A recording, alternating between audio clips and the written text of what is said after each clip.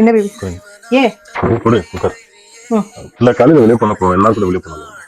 எல்லாரும் துணி எடுத்தாங்க, நீ மட்டும் துணி எடுக்கல? எனக்கும் வந்துட்டு ஒரு நிமிஷம் அந்த துணியை எடுக்கணும்னு பயங்கர ஆசையா இருந்துச்சு. கலெக்ஷன்ஸ் எல்லாம் அந்த சாரீஸோ வந்துட்டு செம்மையா இருந்துச்சு. ஆனா உங்களை நான் பார்த்தேனா, அப்ப நீங்க என்ன பார்த்துட்டு இருந்தீங்களா? அப்ப வந்துட்டு ஐயோ ஜீவிக்கு எதுவுமே எடுத்து கொடுக்க முடியலன்ற அந்த சங்கடமான சிச்சுவேஷன்ல நீங்க இருந்தீங்களா? அப்படி அதை நான் பார்த்த உடனே எனக்கு ஒன்றும் பெருசா வாங்கணும்னு தோணலைங்க. ஆமா ஜிவி, உனக்கு ஒரு சாரி வாங்கி கொடுக்கவும் என்னால முடியல. இப்போ இருக்கிற சுச்சுவேஷன் அப்படி இருக்கு.